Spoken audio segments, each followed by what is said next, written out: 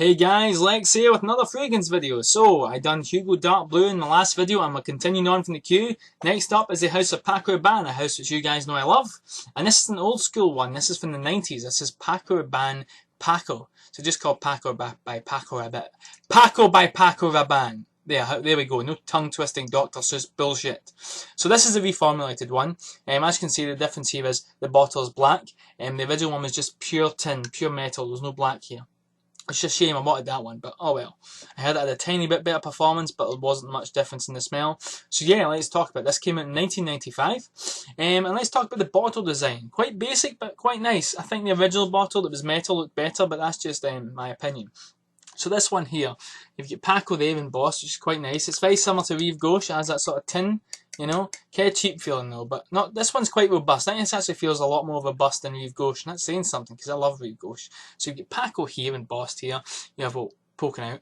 You get Paco Rabanne there, the modern logo. Eau de Toilette information there. You get a number on the bottom there. That's about it. Basic bottle, but it sits very nicely, and it just has a nice feel to it. You know, it has almost like a body spray, like an Axe or a Lynx or something. So yeah, let's talk about these sprayer. I should really give up smoking. Anyhow, not a bad spray at all. Quite nice mist comes out. Yeah, similar to the Hugo Boss Dark Blue one. Just that way, it's just enough and no more. You know. So, right off the bat, I can say this is similar to CK1. The very, very famous and best-selling CK1. Imagine a richer CK1. Imagine everything that was missing from CK1 added into another fragrance. If it smelled similar, but improved in pieces. That's Paco. Paco is like CK1 version 2.0. What's wrong with CK1? This, and this. Okay, we'll fix it. This is like a richer CK1. It's less synthetic smelling as well. CK1's still very nice, but this one is less synthetic. It's more fresh. Right off the bat, you get a lovely citrusy sort of almost green there. Think Cali Herrera 212 mixed with CK1, but with less metallic brass.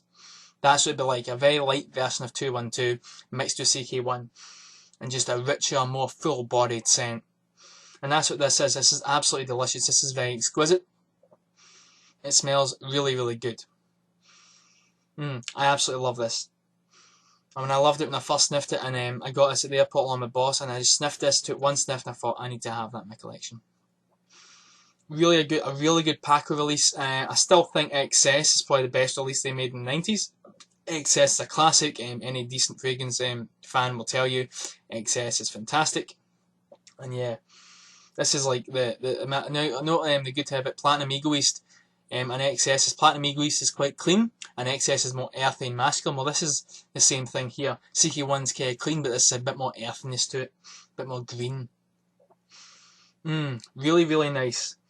Absolutely perfect citrusy summer. Smells fantastic. So, on to performance. So with this one, performance is not so good, I'm afraid. Like CK1, which doesn't perform very well, this one is the same. I get about 5 to 6 hours long, about 4 to 6 hours longevity. After 6 hours, I just have to dig my nose in, and I can smell it kind of faint. After that as well, it's almost gone. So, longevity, not the best in my opinion. Projection projects about half an arm's length, a couple of feet, something like that, for about the first hour, and then dies. That cuts that in half for the second hour, and it becomes almost a skin scent. Hovers a little bit for the third hour, and then becomes a skin scent after that. So for about half its life, it projects mediocrely. It's not the best, about average projection, and below average, just below average projection for about the first half of its life, and it sort of becomes a skin scent. So if you want a beast, this is not for you. Then again, it isn't really designed. It's designed for a summer scent, for freshening up, you know. So yeah, this one is pretty cheap as well. So if you do overspray and use it a lot, you'll not be breaking the bank to replace it. So how many sprays with this one? I would say 6 sprays with this one, definitely. Maybe go 8 if you want to go hardcore, but you really couldn't overdo it with this. It does smell very pleasant. It's not going to overpower, it's not going to stink the place out like Yope or 1 Million or something like that, or Armani Code. It's not got that same sort of vibe. You'd be fine if you went with 8 sprays of this, in my opinion, even 10. As long as you gave it a few minutes before you left the house, you'd be fine. As long as you weren't stinking out your co-workers and you worked in a really boiling hot office. Again, I don't see how they could hate this, it just smells fresh. But yeah, performance is not the best, so 6 sprays with this one, definitely. Now, age group for this. I would say late teens, 20s for this one. Has a sort of fresh vibe, but that sort of masculine green vibe. That's a very 90s vibe. A lot of scents had that. That sort of masculine green vibe gives it a more mature sort of vibe to it. Oh. Jesus Christ. Oh, but talk about that. Should I reshoot the video? Should I cancel it here? No. I'm already doing a damn great job with it so far, so we're going to keep going. Yeah, I'm going to keep going. Apologies, but yeah. My nose is just losing its mind with all this stuff I'm sniffing. Citrus is getting to me. I've got hay fever, by the way, as well, so there is that. But yeah, fantastic. Smells really, really nice. But I think that sort of green sort of has in that sort of green earthiness gives it a more mature vibe. So I would say late teens, 20s for this one, you'll be no problem. It's not quite young enough to go for 16 and below. I would say definitely 18 and up for this one. Early 20s, late teens. So where to wear this one? This one's very, very versatile. This one gets a 10 out of 10 for versatility. Yeah. Formal event, no problem. Work, no problem. Going on a date, no problem. Going to the cinema, no problem. In your house, masturbating, watching Breaking Bad, no problem. Absolutely perfect for versatility. 10 out of 10 for that.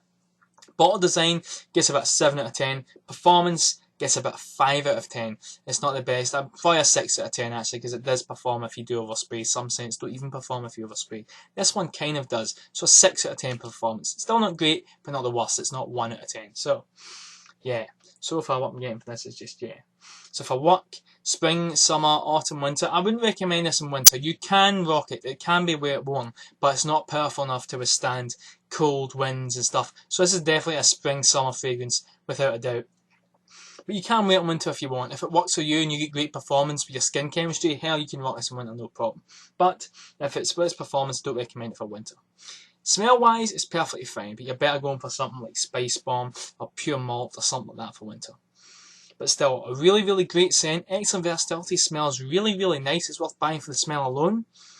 I do not like skin scents, but this one I'm happy to own just because it smells so fucking good. Yeah. So yeah, that's Paco by Paco Rabanne. Fantastic scent. Quite cheap.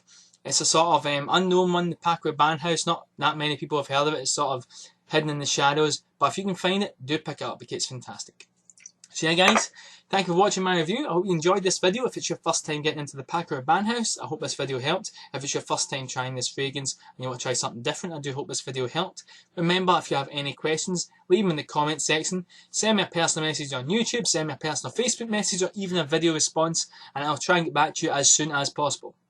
So yeah guys, thank you for watching. I really hope you enjoyed this, and as always, the most important part, keep on smelling fly.